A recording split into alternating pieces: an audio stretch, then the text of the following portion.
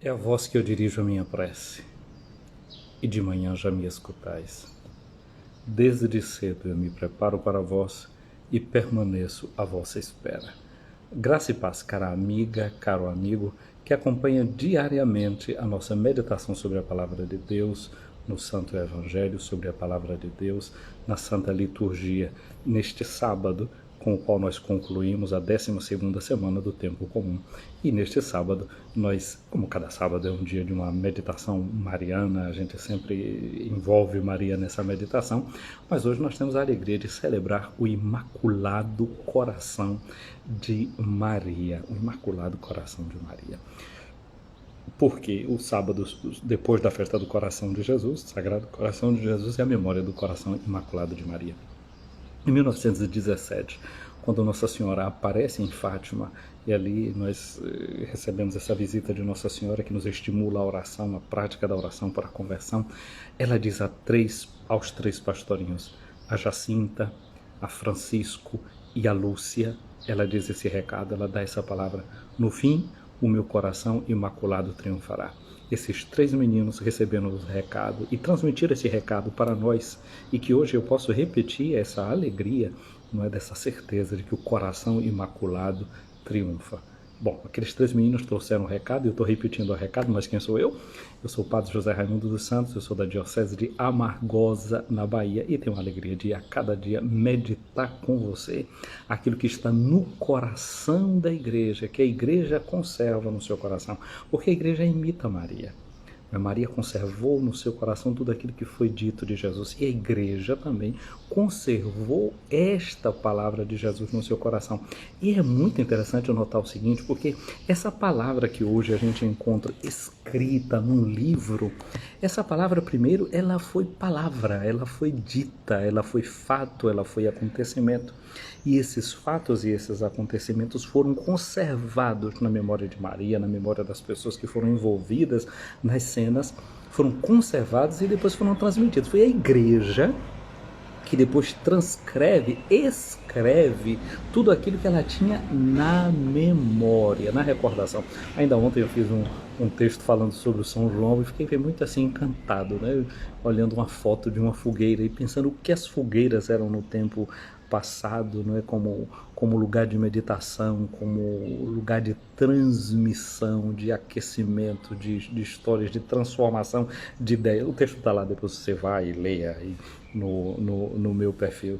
Depois eu pus até o texto, não é, para arquivar. É uma música de São João, né? A fogueira está queimando em homenagem a São João. Foi assim que eu pus o texto nas coisas que eu arquivo. Ali não pus no texto, até porque ficou muito grande aí no Instagram. Mas muito bem, voltemos à memória, ao lugar da memória. Maria tinha uma memória, não é, cheia daquelas coisas que ela meditava. No nosso celular, quando a memória está cheia, a gente precisa esvaziar.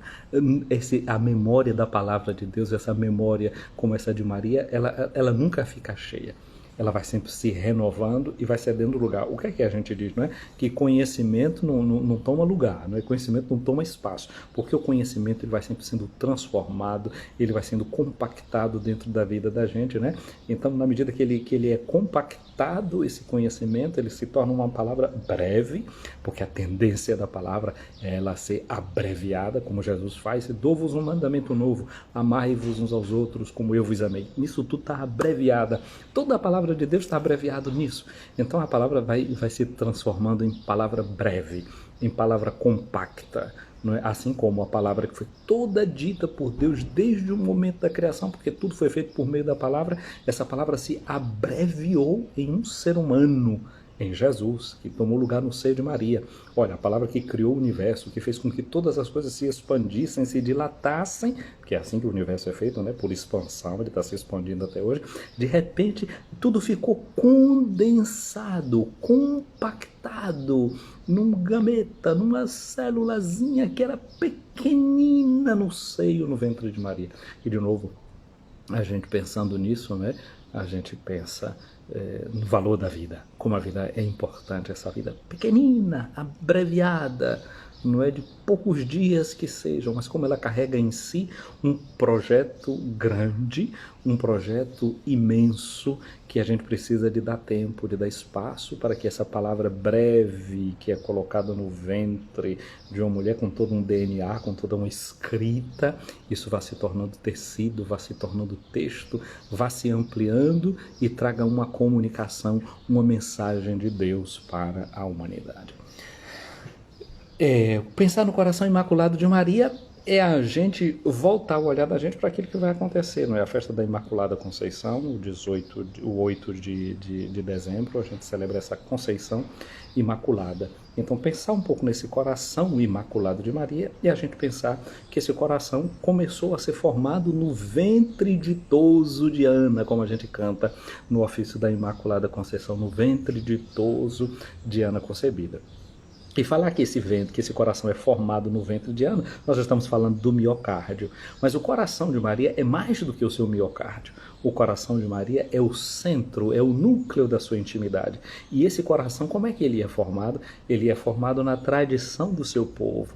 Ele é formado pelo ensinamento do seu povo. Ele é formado pelo ensino, pela cultura, pela religião, pelas práticas. E é muito bonito quando a gente vê uma imagem de Santa Ana, a gente vê Nossa Senhora em pézinha diante de Santa Ana, que tem nos seus joelhos um rolo da lei, um livro no qual Maria vai lendo. Ali esse coração vai sendo formado externamente, porque esse coração que foi formado internamente, pela graça de Deus, um coração que foi criado imaculado desde sempre, como a gente diz no ofício de Nossa Senhora, Jalab Eterno. Você canta o ofício de Nossa Senhora, é o ofício da Imaculada Conceição de Maria, portanto é o ofício desse imaculado coração.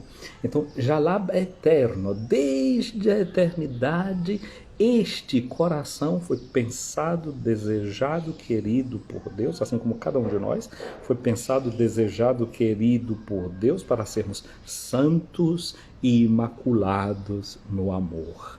Mas então este coração que é formado no seio, no ventre da mãe, esse coração depois é formado também no ventre da cultura, da escola, das tradições.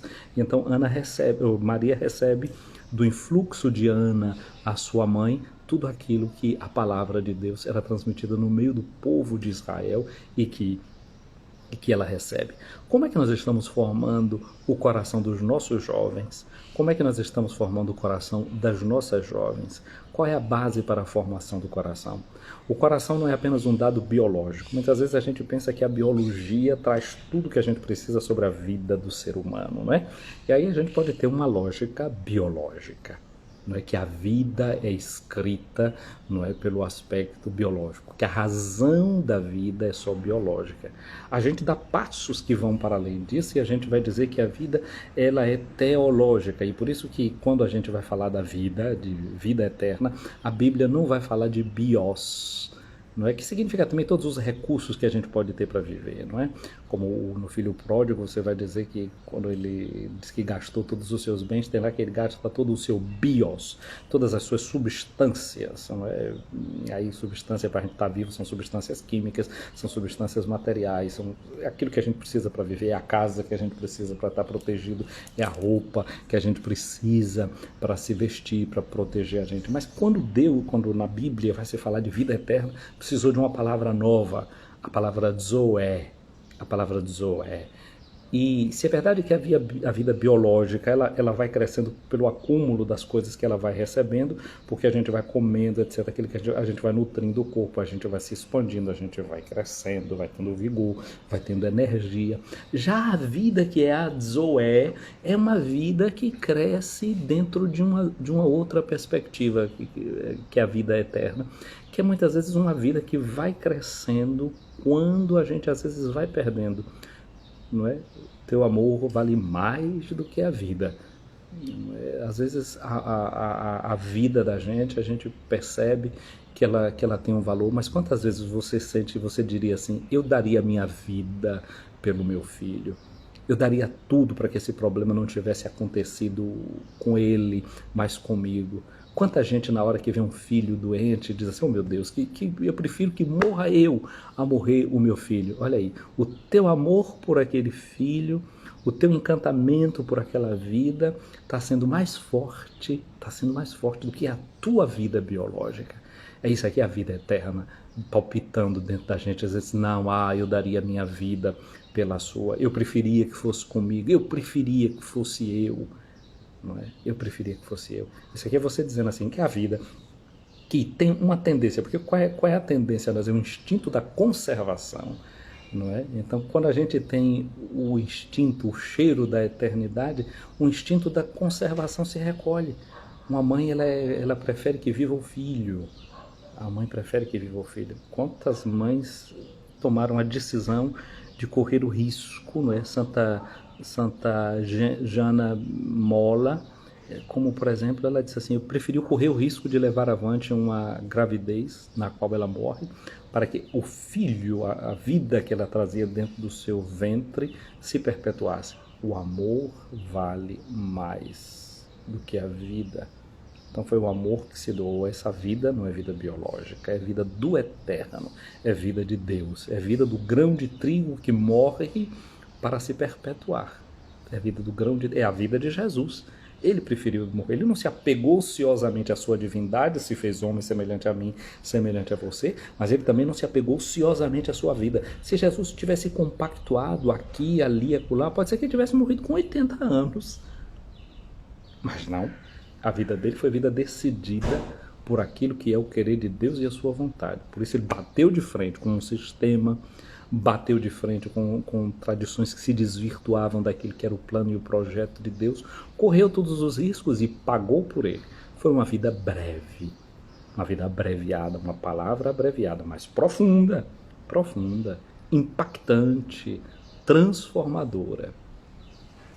São essas coisas um pouco que a gente tem diante dos olhos quando a gente olha para essa memória de hoje, do Imaculado Coração de Maria. Um coração que aprende a conservar, que aprende a crescer na meditação. Agora tem essa coisa interessante que eu dizia, não é? O coração foi formado puro por Deus, o coração foi formado por Santa Ana na cultura, na tradição e na religião do seu povo. Ela é uma filha de Abraão, nosso pai na fé, ela é herdeira dessa tradição. Mas não bastou isso, chegou a hora da decisão de Maria, chegou a hora em que ela também deveria fazer a sua parte. Por graça de Deus, ela recebeu um coração imaculado. Adão e Eva também foram criados imaculados, foram criados puros. Mas na primeira tentação, na primeira prova que eles passaram, eles perderam o ser imaculado. Eles perderam a graça com a qual tinham sido criados. Maria, diante da proposta do anjo, ela não titubeou. Ela permaneceu pura, vinculada à vontade de Deus. Ou seja, a graça de Deus, aquilo que é dado pela natureza, pela graça de Deus nessa natureza humana, precisa ser por nós também acolhido. A gente faz a parte da gente e Maria fez a sua parte. Maria correspondeu à graça recebida. Deus muitas vezes pode dar muita graça a gente e a gente pode não saber conservar a graça, pode não saber viver nessa graça, pode gastar como o filho pródigo gastou os bens que tinha recebido de seu pai. Portanto, tem esse trabalho pessoal que cada um e cada um de nós tem que fazer. E Maria é modelo para mim e para você nisso, de como conservar o coração. E como é que a gente conserva o coração puro, o coração fiel à graça recebida? Eu diria que o caminho primeiro é esse: conservar o coração, ou no coração, a palavra. Conserva a palavra e a palavra te conservará.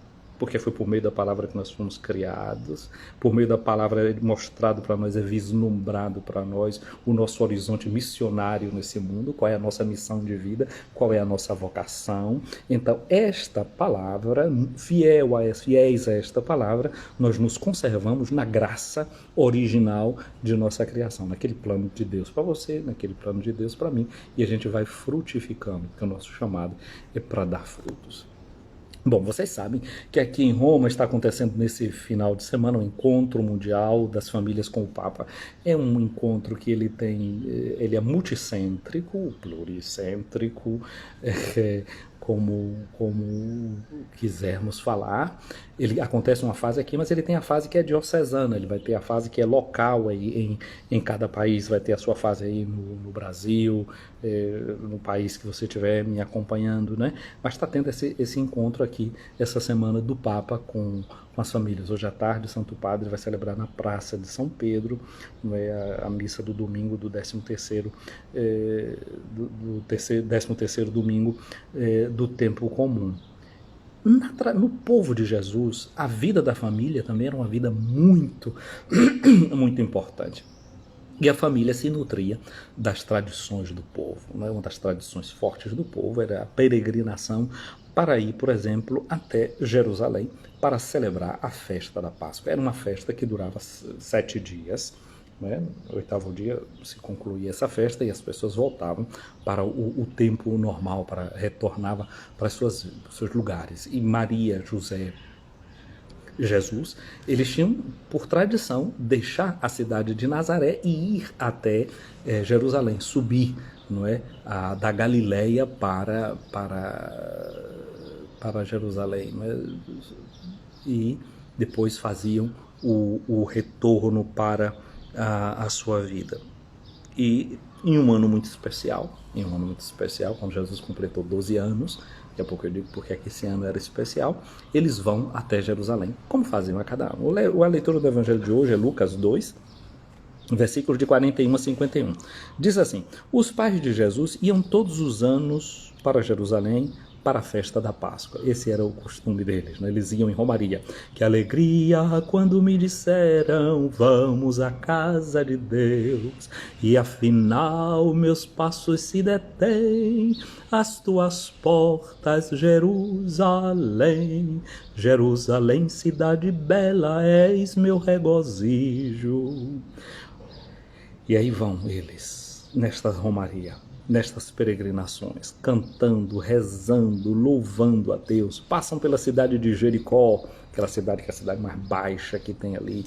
Geralmente naquele lugar ali eles encontram mendigos e dão esmolas, mas o povo também fica espantado, olhando lá em Jericó, lá no alto do monte onde o rei Herodes tinha feito uma grande casa de férias, porque a cidade de Jericó era o lugar onde os bacanas iam passar as férias, Eles ficavam ali olhando aquela gente que mexia com muito dinheiro, como Zaqueu, que morava ali naquela cidade, era cheio da bufunfa. Então entravam, passavam por aquela cidade e depois continuavam a peregrinação deles, continuavam a subida. Então por isso tem muitos salmos que são chamados Cântico das Subidas, porque eles vão subindo para Jerusalém em meio a cânticos e alegria, Como tem uma versão bonita também de um salmo que era do padre Reginaldo Veloso, que morreu há pouco tempo. À frente cantores, atrás tocadores, no meio vão jovens tocando os tambores, no meio vão jovens tocando os tambores. E aí a gente está tocando flautas e os instrumentos que tinha. Claro, porque a caminhada deveria ser uma caminhada animada, era uma caminhada festiva para chegar a Jerusalém. Jesus sabia fazer festa. Jesus amava as festas, ia para as festas do seu povo, festa das tendas, festa da dedicação do templo, a festa da Páscoa, festa de casamento. Se Jesus fosse convidado, ele não perdia não, intervinha na festa, se animava com tudo aquilo que tinha ali. Olha, o coração puro é o coração que é sintonizado com o seu tempo, com as suas festas, com as belezas. É triste a gente notar que muitas vezes hoje em dia a beleza está passando longe, a arte está passando longe da beleza. Tem certas músicas que a gente escuta que realmente elas dão nojo. Elas falam de realidades com uma certa banalidade. Para que coisa mais bela do que a sexualidade?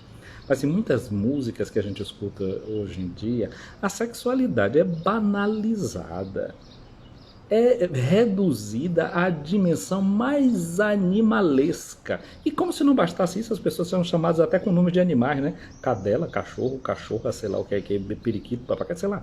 Essa coisa deveria dar vergonha, gente, deveria dar nojo. Eu não vou dizer que são músicas ridículas, porque a palavra ridículo vem de ridere em latim, que deveria ser uma coisa que seria engraçada, que deveria a gente fazer rir. Mas tem muita música que não deve fazer a gente rir, não. Primeiro, deveria fazer a gente corar de vergonha. Depois, deveria a gente ficar verde de nojo. Como dizia na minha, dá entojo. Dá vontade de pôr para fora aquilo que entra pelos ouvidos por dentro do estômago. Depois, como se não bastasse, a batida sem uma cadência que ajude, porque ela é muito mais agitadora, muitas vezes, do que leve a uma harmonia interior. A letra é desprezível, não é risível, é desprezível. Tem as danças que acompanham, às vezes, chimiotagem, macaquice, macaqueiam atos e momentos que deveriam ser vividos com sublimidade, com interesse pelo outro, mas que são expostos de maneira grotesca, de maneira vulgar, esquecendo a sublimidade, a pureza do fato de ser homem e de lidar com a nossa sexualidade. Essa energia tão bela que faz possível que você esteja aí agora olhando para mim e que eu esteja aqui falando para você. Se não fosse essa bendita energia, se não fosse essa bendita força que um dia uniu teu pai à tua mãe, a minha mãe ao teu pai, às vezes por caminhos meio contortos, é verdade, mas dali partimos todos nós. Essa energia deveria ser vista, cantada, purificada. Bem-aventurados os puros de coração, porque verão a Deus. Até o ponto de a gente enxergar realmente o Deus Criador por trás de tudo isso. Mas voltemos, Jesus estava indo para a festa da Páscoa. A festa da Páscoa é a festa da passagem. Então, realmente, nós como seres humanos precisamos fazer a passagem, a Páscoa, a superação de aspectos escravizados e escravizantes da nossa cultura, da nossa biologia, da nossa mentalidade, para vivermos na gloriosa liberdade de filhas e filhos de Deus que se assumem por completo diante do seu Pai. Se assumem por completo diante do seu Pai, com todos os dons que essa natureza carrega dentro de si. O coração puro, o coração imaculado, o coração que enxerga com profundidade. Então Jesus estava indo lá para celebrar essa Páscoa de acordo com o costume. Agora aqui o texto do Evangelho diz que Jesus tinha 12 anos, tinha completado 12 anos. Esse é um marco muito importante na vida de um menino judeu. Ele, com 8 dias de nascido, o menino era circuncidado. O sacerdote lá pegava o pênis da criança, fazia o corte, e o menino, a partir dali, carrega em si essa marca de pertencer ao povo da promessa, de pertencer ao povo de Abraão. Essa é uma marca que agora ele carrega na carne. Mas não basta carregar essa marca na carne. A carne por si só, ela não dá conta de todas as energias e pulsões que ela tem dentro dela. Então, essa criança deve ser formada, deve ser educada. E quando o menino completava 12 anos, faz um outro rito, que ele agora não vai ser só filho do seu povo pela carne, ele vai ser filho do seu povo por uma decisão. Ele se tornava um bar mitzvah, um filho da obediência, um filho da observação. Alguém que já sabe observar a lei, alguém que já sabe cumprir o que a lei diz. E olha que a lei profunda é a orientação dada para a vida. Então é alguém que já é capaz de assumir a orientação para a vida. Então esse rito, um rito bonito, como as nossas festas que a gente tem hoje de primeira comunhão, de batizadas, as mães quando os meninos hoje celebram o Bar Mitzvah lá em Jerusalém, jogam doces em cima dos meninos para eles entenderem que a lei de Deus ela pode ter o seu peso, mas ela tem também a sua doçura. Olha aí como a festa entra não apenas pela cabeça, mas também pelos sentidos. Olha a beleza dessa festa. E Jesus, portanto, ele tem 12 anos, ele cumpre esse ritual de ser um filho da lei, de ser um observador da lei. Ele se torna agora responsável pela sua fé. Mas vem cá, você também, você se sente responsável pela sua fé ou você acha que os outros são responsáveis? Você se sente responsável pela fé dos seus filhos e das suas filhas? que você tem um papel aí dentro que precisa saber ser cumprido, de responsabilidade que nos fala essa festa de hoje com esse texto do Evangelho. Então, nessa viagem aí, de acordo com o costume, não é, eles vão celebrar essa Páscoa. Agora, uma coisa interessante é que às vezes a gente faz as coisas por costume, e tudo aquilo que a gente faz por costume fica mecanizado, e como fica mecanizado, fica automatizado, e a gente já não presta mais atenção. Quando a gente dirige o carro, no primeiro momento encaixar as marchas e aperta daqui, pisa dali, a gente fica naquela confusão, mas depois que automatiza, a gente quase que dirige a olho fechado. Mas só que dirigir um carro você não pode fazer no automatismo, pura e simplesmente. Às vezes também requer atenção, né? Na hora de fazer uma ultrapassagem, de olhar, etc., precisa de atenção. Então a gente tem que ter cuidado também com as coisas que a gente faz por costume. A Páscoa é tirar a gente do costume, é fazer passagem. Cada ano a gente dá um salto, um salto qualitativo na vida. Então, é sair da tradição pura e simplesmente recebida e entrar no processo de uma tradição assimilada, assumida, saboreada, sobre a qual eu assumo a minha responsabilidade. Então, passados os dias da Páscoa, começaram a viagem de volta, mas o menino Jesus ficou em Jerusalém sem que os pais o notassem, porque estavam acostumados com a tradição, ou ele vem com a gente, ou vem com alguém da caravana, não sei o quê, então voltam automaticamente para casa, se o menino já aprendeu como é que faz, ele vai voltar. E passando, pensando que ele estivesse na caravana, eles caminharam o dia inteiro. Depois começaram a procurá-lo entre os parentes e os conhecidos, e não encontraram Jesus. Não aconteceu o que eles estavam habituados a ver acontecer. E eles foram para Jerusalém à procura de Jesus. Olha só, o coração imaculado é um coração que aprende a procurar, que vai à procura. Aí a gente lembra do salmista que diz: Senhor, é a vossa face que eu procuro, não me escondais a vossa face. O evangelho aqui diz que depois de 3 dias eles encontraram um menino no templo. 3 dias é para de novo ligar essa festa à Páscoa. Como Jesus, que depois de 3 dias da sua morte, ele aparece ressuscitado. Não são 3 dias de 24 horas. 3 dias significa passar por uma experiência limite. Maria e José passaram pela experiência limite de perder um filho. Você já perdeu seu filho alguma vez na praia, no meio de uma festa, já foi com o menino para a festa de São João e de repente, cadê o menino? E o menino fica chorando de um lado, ele está pertinho da mãe, a mãe e o pai tá ali pertinho. A mãe fica desesperada, aí de repente lá no palanque alguém diz: aqui tem uma criança perdida, como é seu nome, meu filho? O menino diz o nome, e a mãe e o pai saem desesperados, feito um louco, vai lá e agarra o menino, choram de caixa: ô menino, como foi que tu fez isso, menino? Tu sumiu da minha vista. Acontece, né? E aqui o menino, aconteceu isso, e o pai e a mãe que perdem por um instante a criança, angústia. Então a Páscoa tem sempre esse componente de uma angústia. Jesus estava lá sentado, fazendo perguntas, escutando, e quando todos escutavam o menino, ficavam admirados com a inteligência dele, com as respostas que ele dava.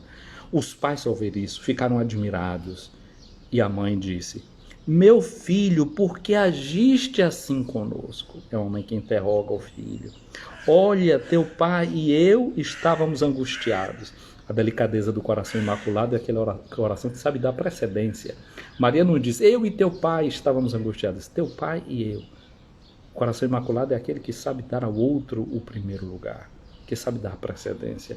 Como João, o discípulo amado, que chegou primeiro no túmulo e não entrou, ficou esperando Pedro. Deu a precedência.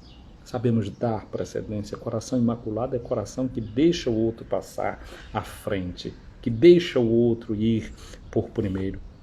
Mas vejam só, o coração imaculado é o coração que sabe admitir a angústia. As nossas buscas por Deus nos metem em angústia. Não é tudo tranquilo, não. Maria pode dizer em Fátima, em 1917, quando aparece os pastorinhos: meu coração imaculado triunfará. Porque esse coração não é imaculado porque não passou por angústia. Esse coração não é imaculado porque não passou por tribulação. Ele é imaculado porque passou por todas essas coisas sem perder a fé, sem perder a esperança e sem perder o amor. Estávamos à tua procura. Jesus respondeu para eles: por que me procuráveis? não sabeis que devo estar na casa do meu pai? Eles, porém, não compreenderam as palavras que lhes dissera. Minha gente, o fato de a gente fazer perguntas a Deus, o fato de Deus nos responder, não significa que a gente vai compreender tudo. De novo, vamos precisar de tempo para aprofundar, de tempo para mergulhar naquilo que foi escutado. O tempo que faz com que a gente amadurece, o tempo no qual a palavra ganha prolongamento, aquela palavra breve, abreviada, que vai crescendo, como o nosso corpo pequenininho foi crescendo lentamente dentro do ventre da nossa mãe e cresceu ainda mais depois fora dele. Crescimento. Assim Maria e José não compreenderam tudo que foi respondido para eles. Agora, o coração de Maria é imaculado por quê? Porque tem gente que quando não compreende uma coisa, deixa para lá, eu não entendi não, deixa para lá. Não, Maria não deixava para lá. Ela ficava lutando com a palavra. Ela ficava meditando a palavra. Foi assim quando Jesus nasceu e os pastores contaram tudo que tinha visto. Lucas diz que ela ficava meditando e conservando aquelas palavras no seu coração. Ela não desistia da palavra porque sabia que a palavra não desistia dela. O coração imaculado é o coração que conserva a palavra, porque a palavra conserva o coração. Não é como o formol não, porque o formol conserva uma coisa que está morta. A palavra de Deus conserva o nosso coração vivo. Não é que nós colocamos a palavra dentro do nosso coração, é que a gente mergulha o coração na palavra. O coração na palavra. O coração no Espírito que inspira a palavra. E vivendo desse modo como um peixinho que vive dentro do mar, que vive dentro da água, como nós que vivemos dentro do líquido amniótico no ventre da nossa mãe, nós somos conservados por essa palavra, por essa vida que nos circunda, que nos envolve, que nos rodeia. Diz o texto que eles ficaram assim, eles ficaram assim, né? Ela e ele. Eles não compreenderam as palavras que disseram, mas agora diz aqui que Jesus desceu com os pais para Nazaré e era a eles obediente. Essa mesma obediência que teve Maria é a obediência que nós vemos refletida no seu filho. Sua mãe, porém, conservava no coração todas estas coisas. É verdade, ela não compreendeu, mas conservou. Gente, tem vezes que a gente ainda não deu certos passos, não compreendeu tudo. Não fiquemos desesperados, nem lutemos contra aquilo que a gente não compreendeu. Tem discursos que são difíceis de a gente engolir. Tem palavras que são amargas na nossa boca. A palavra de Deus diz assim, às vezes ela quando chega doce na boca, depois fica amarga no estômago. Ou então pode ser um movimento contrário, que a palavra apareça amarga à nossa boca, dura. Mas quando a gente pensar como os discípulos pensaram na sinagoga de Cafarnaum sobre o discurso do pão da vida, esta palavra é dura, a gente deve reagir como Pedro. Ah, Senhor, Tu tens palavras de vida eterna. Palavras que ultrapassam a vida biológica, a vida psicológica, mas é a palavra do eterno, é a palavra do Espírito, é a palavra que nos renova. Gente querida, nesse dia rezemos com a igreja e digamos assim: ó Deus, que preparastes morada digna do Espírito Santo no Imaculado Coração de Maria, concedei por sua intercessão nos tornemos um templo de vossa glória. Por Cristo nosso Senhor. Amém. Senhor, ouvi a minha oração. Chegue a vós o meu clamor. Minha amiga, meu amigo, o Senhor esteja acima de ti para te proteger, à tua frente para te guiar, atrás de ti para te defender, do teu lado para te acompanhar, dentro de ti para te abençoar. Que a bênção de Deus Todo-Poderoso, Pai, Filho e Espírito Santo desça sobre ti, minha amiga, meu amigo, e permaneça para sempre. Minha gente querida, obrigado a quem foi acompanhando essa live, ela ficou longa, mas eu não sei o que acontece comigo. Quando eu começo a falar de Nossa Senhora, eu me lembro aquele Be Maria nunquam satis. A gente nunca está satisfeito de falar sobre Nossa Senhora, né? Não sei, parece que eu perco ainda mais o limite. Mas não tem nada não, vocês tiveram paciência e espero que quem venha a vir esta live depois que ela for salva aqui no nosso perfil tenha também a mesma paciência que vocês tiveram.